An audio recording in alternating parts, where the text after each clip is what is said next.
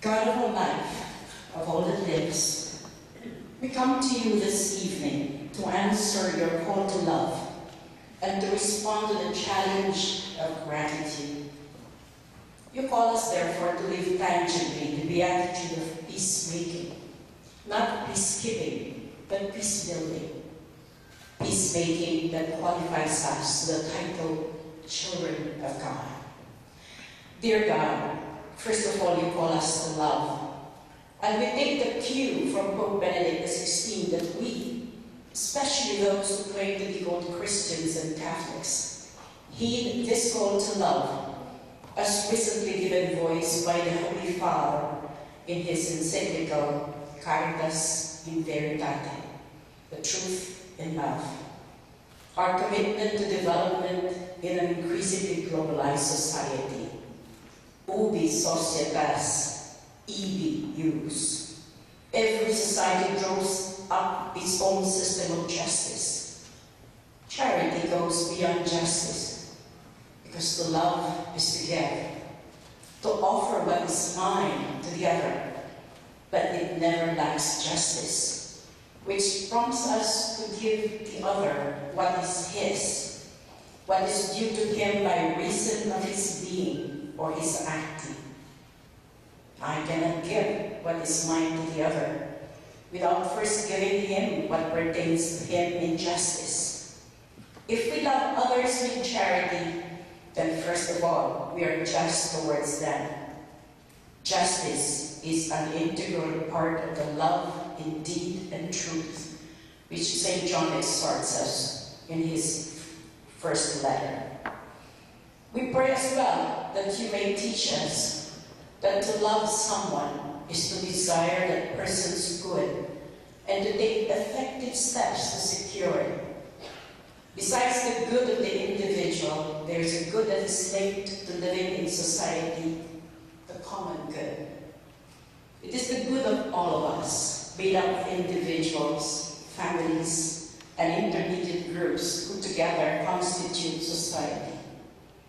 It is a good that is sought not for its own sake, but for the people who belong to the social community and who can only really and effectively pursue their good within it. The more we strive to secure a common good corresponding to the real needs of our neighbors, the more effectively we love them. Every Christian is called to practice this charity in a manner corresponding to his vocation and according to the degree of influence he wields in the polis. This is the institutional path. We might also call it the political path of charity, no less excellent and effective than the kind of charity which encounters the neighbor directly outside institutional mediation of the polis. When animated by charity, commitment to the common good has greater worth than the merely secular and political stand would have. Like all commitment to justice, it has a place within the testimony of divine charity that paves the way for eternity through temporal action. So tonight, having heard the pleas of our Holy Father Benedict XVI, in Caritas in Veritate, together we pray that we may collaborate in responding to the challenge of gratitude. Only a heart that has learned to be grateful, to say thank you to the ordinary things of daily life, can rise to be grateful in all events, including painful ones in our life. The spirit of Gawad Kalinga, the bestowing of care, can only well up from a grateful heart. And this is the biggest gift we ask you, our dearest God, that those who have come tonight may embrace each other as peacemaker because they have learned to be grateful. All things are yours, and everything we have belongs to everyone. Everything and everyone belong. Not at all easy, but not impossible. We ask you, therefore, to continue to bless us with the ability to thank you each day and be able to share not just our money and material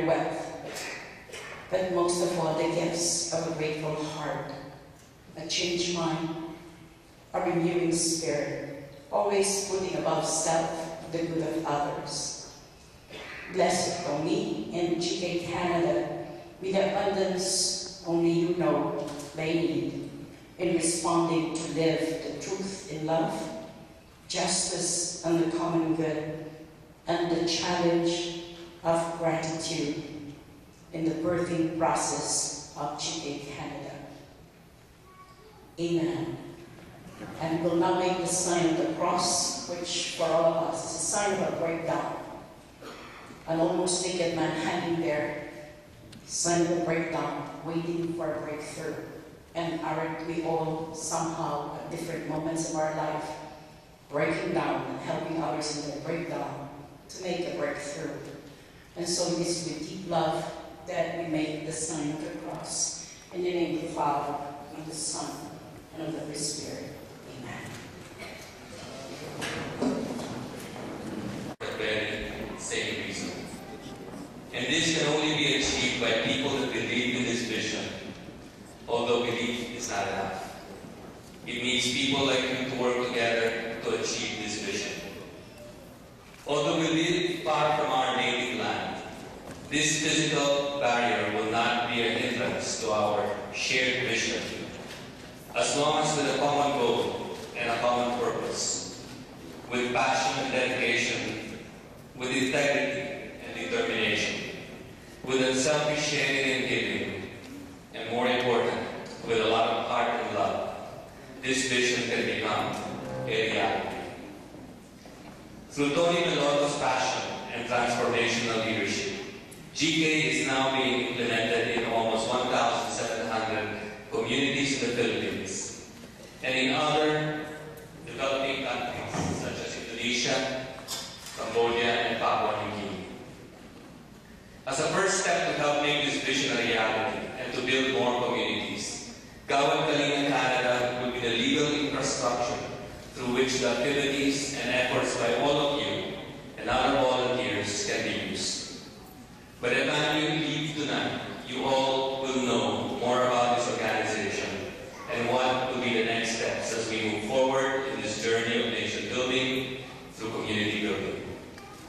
With such an ambitious goal, Gawad Kalinga Canada should no longer just be a non-profit organization, but must be run like a business in order to make its revenue generation sustainable. That would mean supplementing the usual donor-donee relationship to that of partnerships with mainstream Canada, both individuals and businesses. Partnerships that will make use of the GK brand to help improve profitability and the brand of our business partners. In this way, GK Canada can share the bottom line of its partners and therefore make it a win-win situation for both. This is truly an exciting and great beginning for Gawad Kalinga Canada. And I know that with your presence here, you are all one with me in making this happen. Let me share with you excerpts of a speech that our guest speaker made to the graduating law students of Summit. This was in 2008. My job tonight is a challenging one. That is, to introduce a person who to so many, especially in our home country, needs no introduction. But let me try anyway. Tony Meloto was born on January 17, 1950, to a low-middle-class family in Bacolod City, Negros Occidental, Philippines. From an early age, he was already exposed to the squalid conditions of the poor because his home was near a shoreline squatter community where poverty abounded.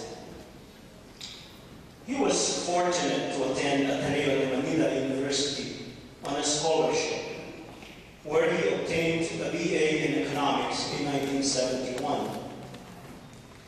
He then embarked on a successful career in business, first as a purchasing manager for Procter & Gamble, and later as an entrepreneur. His initial work with a Filipino Catholic organization, the Couples for Christ, led him to launch a work work with a poor ministry in Barrio Islam, a huge squatter relocation site in metropolitan Manila in 1995. He believed that if slum dwellers could have access to decent, clean, safe, sturdy houses in viable neighborhoods, it could help them turn their lives around. Thus, the beginning of the GK movement. Today, Mr. Maloto is known worldwide for his work as the founder and executive director of the Gawad Kanina, which literally means give care. In 2006, Mr. Maloto was chosen to receive the Ramon Magsaysay Award in recognition of his work in eradicating poverty, for inspiring Filipinos to believe with pride that theirs can be a nation without slums, and for harnessing the faith and generosity of Filipinos the world over. This award is the Asian equivalent of the Nobel Prizes. Also in 2006, he received the first Gawad Heidi Yorak Award from the Manila Electric Company and the University of the Philippines for his outstanding visionary leadership and compelling philosophy, emulating the selfless public service espoused by the late Heidi Yorak. In 2007, Mr. Maloto was honored with the Doctorate of Humanities, honoris causa, by the Ateneo de Davao University. 2009 was especially memorable for Tony. He was chosen by the Reader's Digest as the most trusted man in the Philippines. He was also invited to speak at the APEC CEO Summit in Singapore, attended by more than 800 of the world's top business leaders, headed by US President Barack Obama. It was also last year when Tony launched his book, Builder of Dreams, and he quote, "It is about the faith of common believers who chose to act rather than preach. It's about citizens wanting to correct what has been corrupted rather than blame. It's about people who chose hope over cynicism by planting their dreams on the ground and learning to do it with others." And in September of this year, just this September, Tony was asked to speak at the World's Fair in Shanghai. Ladies and gentlemen, I present to you Mr. Tony Maloto.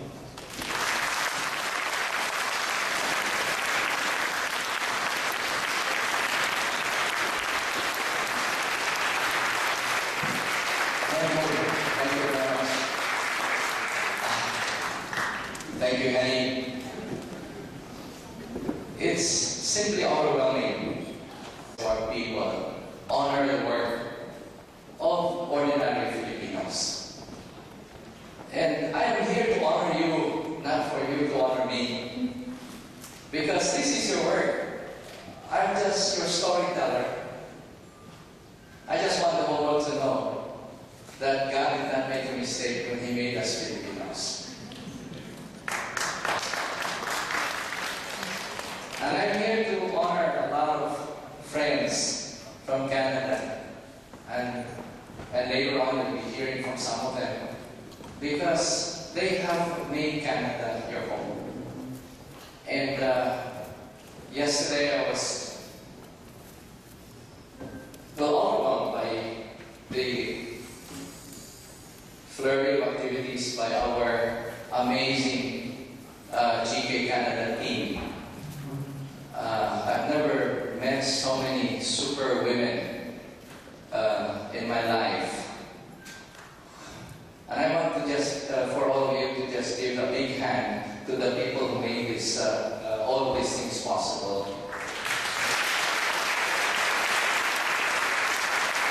Of course, we have men in our team too. But this is just an amazing journey for me because tonight I am seeing people who have been with us from the very beginning. People who believe that Filipinos can end poverty in the Philippines.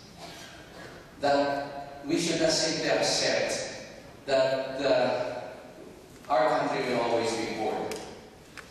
That we simply will not accept that we will always have millions of squatter families, that we will have scavengers and we will have beggars. Because we were not designed that way. If we look at 500,000 Filipinos in Canada, you belong to the brightest and the best in Canada. You're here, and Canada is so blessed and fortunate to have you because you are outstanding citizens of this country. And you have been a blessing to this country. But I also want to honor Canada, and I have so many friends here now because they have made this country your home. And I want to tell all the 40 million Canadians that the Philippines is also home for them in Asia. And so, Gawad Kalinga is just a connection between Canada and the Philippines. It's about being family to one another. It is about all of us together working to build a better world, starting in the Philippines. And you're here because you took this journey with us. You believe that we can build a country that really honors the giver of the privilege of being Filipino. You're here because you started to dream with us. And I have just a long list of people here. And I don't know if they're all here, but we understand that we have here the Fiesta Filipina, Filipino Dibis are our village builders here. Are they here tonight with us? Oh, here we are.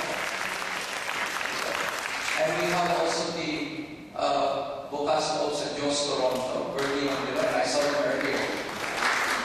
And we have a whole team here. We have also the Philippine Chamber of Commerce. I saw Paeng Negres and Cor de la Cruz. And we have the College of the Holy Spirit, El Vitan, Malu, Cerro, Milasay. We have the Circulo Ilonggo. And I asked all the Ilonggos in the crowd of this. I just want to find out if there are enough Ilonggos in this crowd.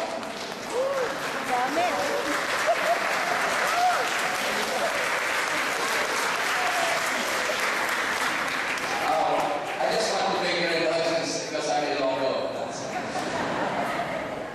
But I also want to ask all the people from the UP to please stand up because I know that more than half of the people in this room are from the UP.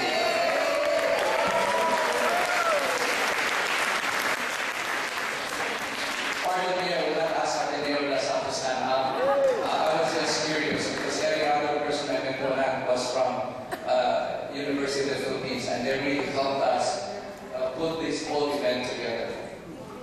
And we also have the AC Dry Star Salad Master. I know that the big boss, I'm very proud of this person because he's part of the international management team of Salad Master. And I'm also very happy that he's the first chairman of Gawad Kalinga Canada. Before he asks.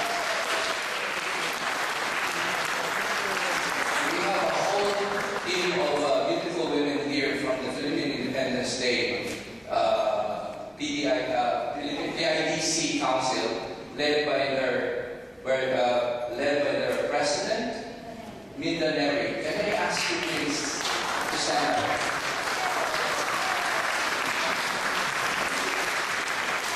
We also have the Knights of Rizal. Are they here, please? Can we acknowledge them? And we have the World Financial Group. I guess I know she's here. And Nora. And the whole Manaray is here. And the Filipino Renowned Nurses of Toronto. They're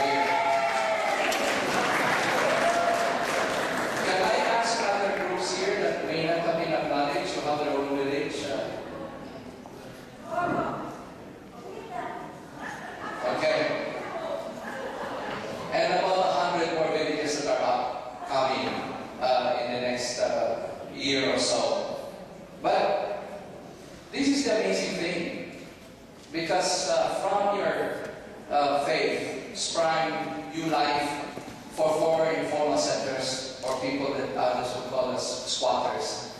And from the landless and the homeless and the hungry, we were able to give them not just hope, but we built that hope on the ground. We built them a viable, sustainable communities. And that was the reason why I was invited to speak in China at the World Expo, because the Chinese are building their communes.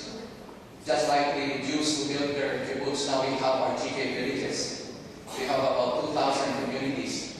Now that we are creating a massive platform, of productive citizens who create wealth in our country and will become good citizens. And I just want to announce to you that there is now a legislation that is being prepared by the UP-NC PAC, and people from UP, together with 30 of our bill makers in Congress. They're now putting up a bill that will be introduced. It's called the Kalinga Bills. It's Volunteerist Information Building, and the goal of the bill is to be able to build Gawad Kalinga communities in all the barangays of the Philippines. About 50,000 Gawad Kalinga villages. To transform the lives of 50,000 or over 5 million families. And this is our way of addressing poverty in a holistic way, in a massive way, in a sustainable way. And simply because the Filipinos will not give up on our country, we believe that if we transcend our rivalries, our partisanship, our parochial interest, we can really build a prosperous country. And we're very happy that this is also now being recognized in the global community, because last week, on October 12, Ernst & Young, together with the World Economic Forum and Schwab Foundation of Switzerland, they chose me as the Social Entrepreneur of the Year. And together with it came an invitation to be part of the World Economic Forum for the next 5 years in Davos, Switzerland. So it will now allow us to present Gawad Kalinga as a model for development for other countries and allow us to network with other social entrepreneurs all over the world. And this is your work. So I'm just simply here to tell you that something really amazing is happening in the Philippines.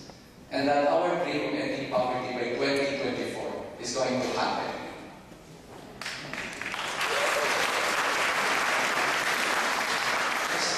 Simply because God is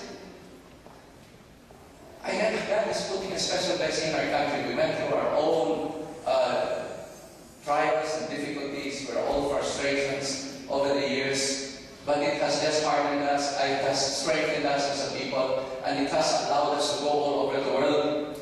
And now we're seeing that our difficulties back home has allowed Filipinos to go all over the world, and you have become a gift to the country where you have been sent. You're a gift to Canada, as Filipinos are a gift to the United States and to Europe. And so, what we are also seeing is that God is preparing the whole world for all of you who have left our country to be a gift to the people that have been left behind. And this is what we have done. And these past 2 days I have been blessed to also be to meet with some of the best people of Canada. 2 days ago, I was in Edmonton, and I met with the owner of Tim Horton. He had about 11 franchises in Calgary and Edmonton.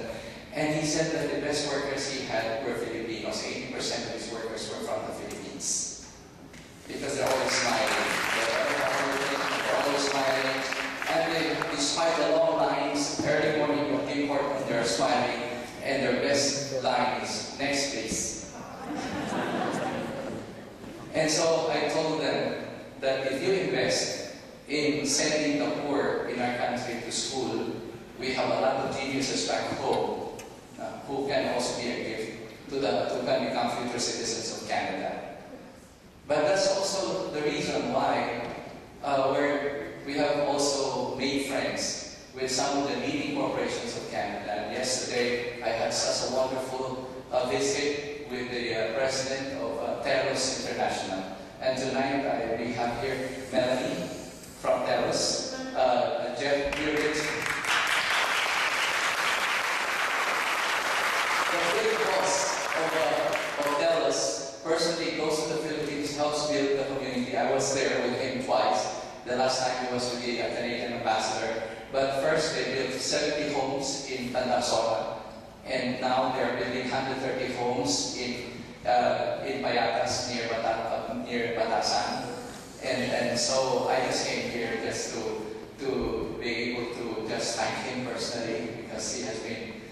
It's so easy for corporations to just to give out the check, but when a corporation mobilizes 5,000 other people, they're just going beyond corporate social responsibility. They're here out to really not just build business, but it is doing good has become their business, and that they are not going for profit with a bigger social conscience. And so tonight I'd like to call on Melanie to please say a few words, because we're very Tony, thank you everybody for having me here tonight. I want to thank you for coming to this special event, which is a very special event, the launch event of the Gawad Kalinga in Canada. For TELUS, it is very important to give where we live, and there's probably a few of you who heard me say that earlier tonight as I was speaking to different people during the reception. We approach community investment as an opportunity to positively influence the quality of social, economic, and physical life in the communities where we live, work, and serve, which is one of the reasons why partnering with Gawad Kalinga in the Philippines is such a great fit for us. This is especially important for the international arm of TELUS, which is TELUS International, the group that I work with, which has offices in the Philippines, El Salvador, Guatemala, the United States, and England. We are very, very proud, therefore, to be here tonight as a partner for Gawad Kalinga in the Philippines to further their mission that aims to eradicate extreme poverty and hunger.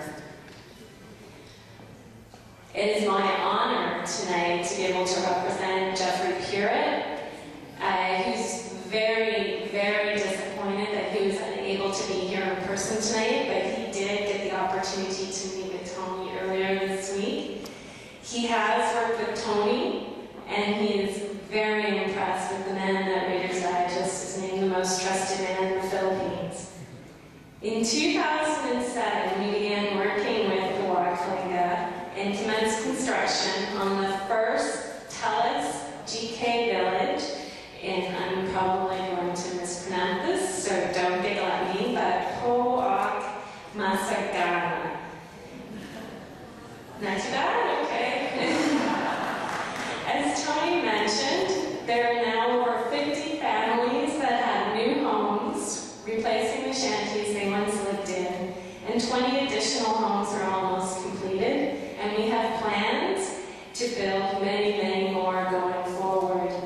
We do this as part of our TELUS Day of Service, which is a very important event for our team members in the Philippines. And we also do volunteering with the organization throughout the year. Since 2007, there's been over 22,000 community service hours donated by our team members in the Philippines.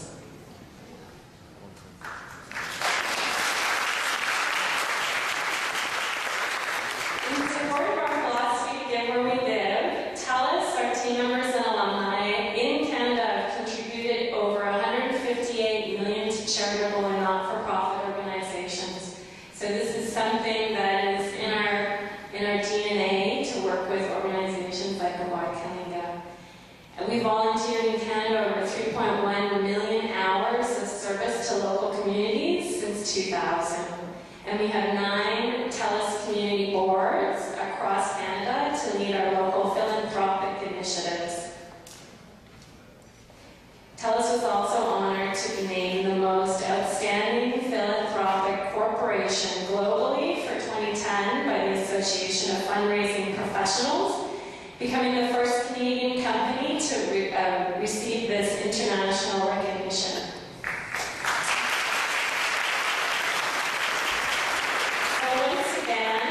We thank you so much for having us at this event and for supporting such a very important cause. We thank you for joining us, and we really hope you enjoy all of tonight's activities. Thank you. Thank you, Melanie. With us some of you may have heard about them, but they come in different names. The first time I heard about them was they came under the name of LGSP, under CEDA. But lately when I came here, they have a new name, which is Canadian Urban Institute. And when we started working with them about 5 years ago in Maguindanao, we built homes in Plato Patlas, in Buluan. They facilitated the training of our local government officials. And we built 250 homes for the Muslim brothers and sisters. And the homes were a collaboration, but most of the about 250 homes were donated by that crazy Englishman who came to the Philippines after retiring from business at the age of 25 and becoming a philanthropist. He founded a company called Gameplay and made Counter-Strike popular all over the world. But so that was the first undertaking we had. We worked also with the Departments of Social Welfare at that time, but it was LGSP that facilitated the partnership. But that guy, that crazy guy, gave up his Ferrari, his Porsche, his BMW to donate a total of 700 homes in the Philippines for the poor and inspired many Filipinos also to do the same. Well, he fell in love with our country, fell in love with our people, and fell in love with my daughter in that order. I didn't realize at that time when we had a board that it was actually an advanced dowry, for my daughter. And that made life harder for my younger daughters because that was very difficult to beat. But anyway, this particular visit, I've been very inspired by Glenn and the team of Glenn and Andrew and Olga and trying to remember names. Yeah, but then today, well, yesterday they were there for our press conference, and again this morning they were there for the amazing breakfast forum we had at Ryerson together with Brown, and we had some of the brightest minds and the experts in development and urban planning of Canada with us. And and again tonight they're here. I think they just have a deep affection for the Philippines. And so I'd like to really just call on one of them. Well, he's the boss for the development in other countries, particularly the Philippines. Would you like to hear Andrew Farnhall? Andrew, thank you very much. Thank you, everybody. And I have to say that for the Canadian Urban Institute, this is a very special occasion because not only do we have a meeting of minds on the goals for the future, which are to fight poverty, but also how to go about it. We've been in the Philippines for 16 years now, and I have to say that engagement on city building, on community building, on improving governance in the country, working both with communities and different levels of government in the Philippines would not have been possible without the contribution from the Canadian International Development Agency and the taxpayers of Canada. And when Tony was talking earlier about some of the achievements of the past 5 years through Canada's local government support program, that comes from you, the Canadian taxpayers. It's been great to be part of this. I think for us as an institute, we are pleased to be at the beginning of what is going to be a long and successful initiative by GK Canada to move to the next level. And we believe, Tony and GK Canada members, in what you do. We admire what you've been able to achieve, and we want to be with you on the journey to eliminate poverty in the Philippines till 2024. And we'll stand by you, Tony, we'll stand by you in GK Canada to help in any way that we possibly can. Enjoy your evening. And we realized that when you started believing and when you started to dream with us and you started building the dream, that it will also inspire this very country, to see what you're doing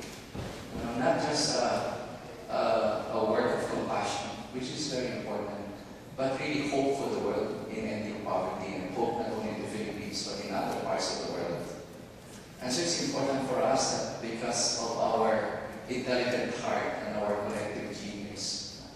And for us to really think yourself, that to build a better life for others and consequently also build a better world. And I'm happy to be in the company of kindred spirits, Glenn and Andrew. And it's just the beginning of our engagement, because today Mitch, the head of Ryerson, said that they are very privileged to host the Global Summit of Kawal Kanina in Toronto.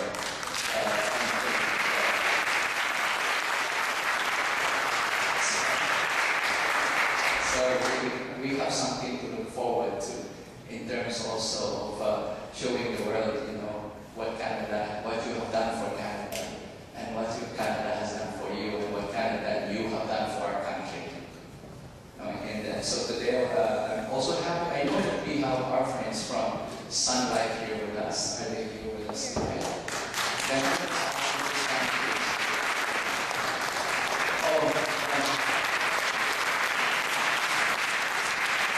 I'm very happy to have you here tonight, and Frank is the Vice President in charge of public affairs and communication. I want to expand his role, or maybe I'm making it smaller than what it is. But the fact is that Sun Life has been a partner in transforming the slums of Las Piñas. And it is a continuing journey for us, because we talk about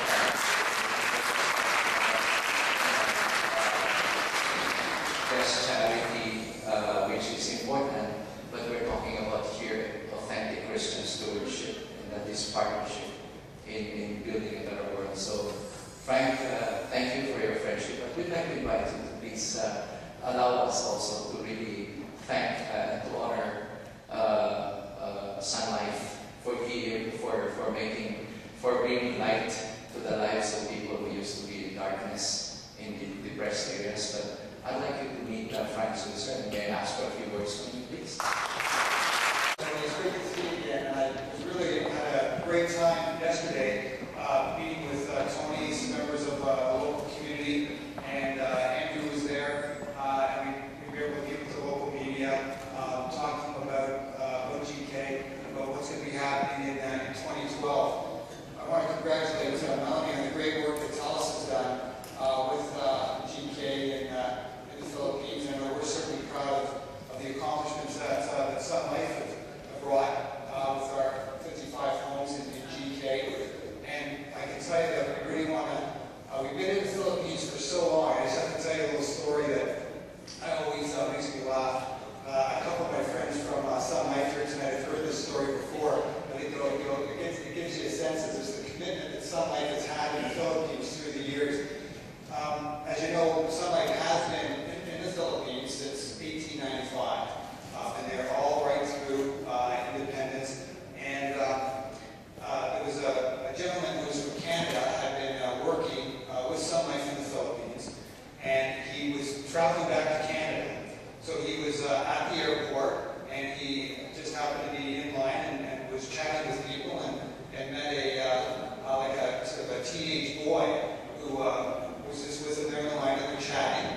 And the young fellow says to this guy, who's now since retired from Sun Life, says, "Sir, what do you do when you're in Canada?" And the guy says, "Well, I work for Sun Life Financial in Canada." And the young Filipino boy says, "Do they really have Sun Life in Canada as well?"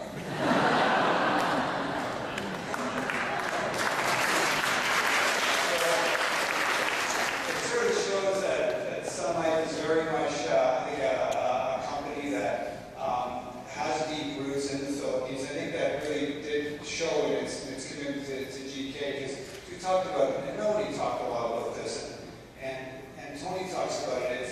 It's not just about writing money, it's about putting your time into it. And I know that the people at Sun Life, they put their time into building that community in Las Piñas, and they kind of work right through to help people move in. And that's really what it's all about. It's not just about giving money or building one thing. It's really about creating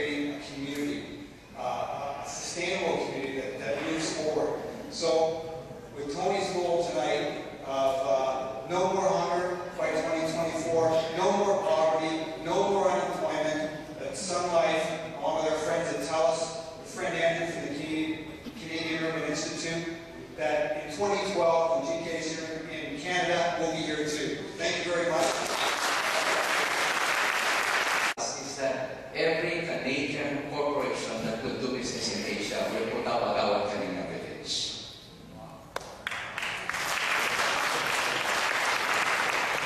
Why?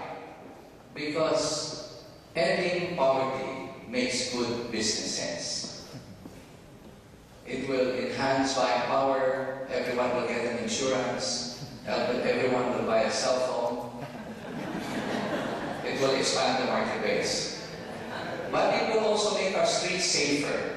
It will end insurgency in the countryside. It will transform our slums, and we will turn criminals into good citizens. And we can build a better world together. And so I just want for us to see that that business is the friend of development. In the way that in our country we have shown through Gawad Kalinga that the rich is the friend of the poor.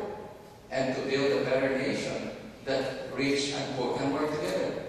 That the landless and the informal settlers and the squatters are not the enemy of the landowner. Before Gawad Kalinga, we do not know of any Filipino who gave their land to the poor. They will give their land to the church because it will give them a ticket to heaven, but not to the poor. Right? But when we showed that if you donate a portion of their property, we can bring economic activities, we can remove the ugly shanties, we can bring peace and order, land values will go up. And so what they get back, we create, added value to the property. And so what we are doing with Gawad Kalinga is create shared value, that there is value to the poor who are being helped, but there is also great value to those who are helping the poor. You create a win-win situation. Now we have land coming out of our ears. We have over 1 million homeless that's now available for the landless in the Philippines because we have triggered a phenomenon called land banking from our local government. Because we can't do politics.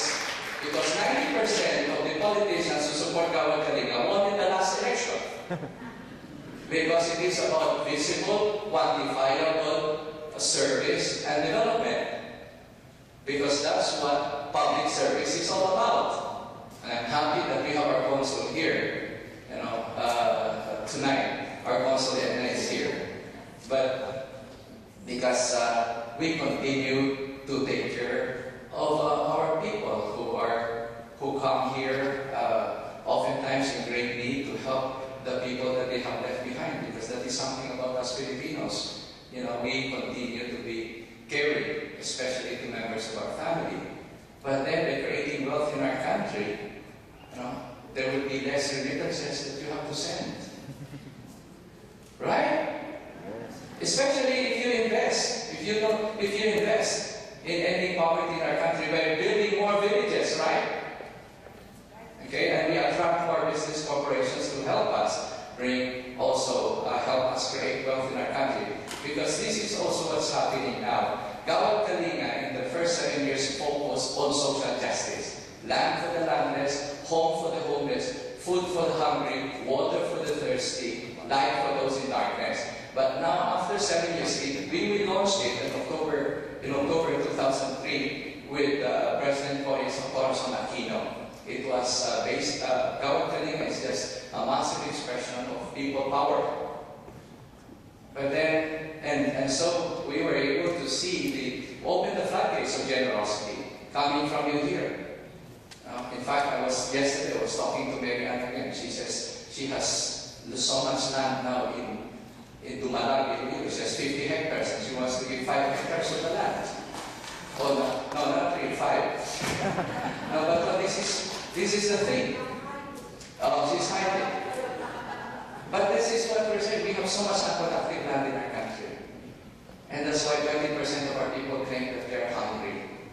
But then now, we're creating a new culture of productivity. After the first 7 years, now that we have land, and with the legislation that will make land available for 5 million Filipino families, will create a massive production distribution platform for us to create wealth. But we're going to create wealth in our country that will have abundance for all. And that's the reason also why we are going very strongly in co-branding with business corporations from all over the world. And last week I was in France. I visited 3 major academic institutions. I was invited in the top business school in Paris. And they're now sending their students for what they call social tourism. But this is humanitarian service, but at the same time, because their students want to build up business enterprises in the Philippines, looking for opportunities in Asia, and they see that it's easier for them to speak English than to learn Chinese. So they're going to the Philippines because there's Gawad Kalinga. And we're now entering the second phase of Gawad Kalinga, which is what we call social artistry. We're now focused now on really building social entrepreneurship. We're now going to focus on designing healthy environment. And last Monday, I was at UCLA to speak to the deans, to speak to the faculty and the top students, because we signed a memorandum of agreement, partnership on public health with UCLA. And today I received also the MOA with Stanford. And on November 4, I'll be in Harvard to speak at the Kennedy School of Government. We are doing something good in the Philippines, and that's because of you. Did you know that? So I'm simply, again, I just want the whole world to know that we have, it is in our DNA to end poverty in our country, and it will happen within our lifetime. And I'm so happy now that I'm a senior citizen. Now, I'm a senior citizen. That with God's help, that we can see within our lifetime the end of poverty by 2024. That's only 14 years away, and 60 to 74, 14 years. And I'm seeing now more and more my grandchildren who will be raised as the new Filipino, although of course I do not know how to define them now, and because the new Filipino is starting to change. I have 3 grandchildren who are white. So I call them my 3 little cappuccinos because their father is an Englishman. And I have a grandson who is an American. And so I realized that to be Filipino is not about legal citizenship, or it's not about color of the skin, but anyone who loves my country is a Filipino.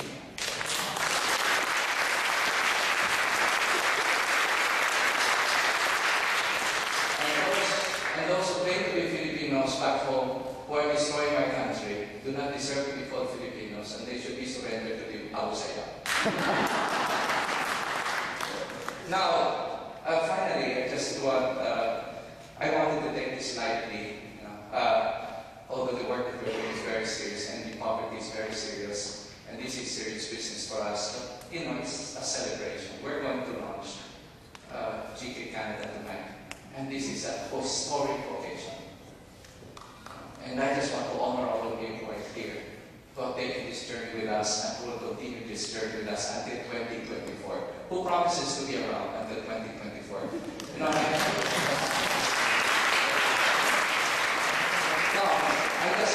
You have the right to die until 2024. And because it's important for us to really see the glory of our country by that time. And so tonight we're going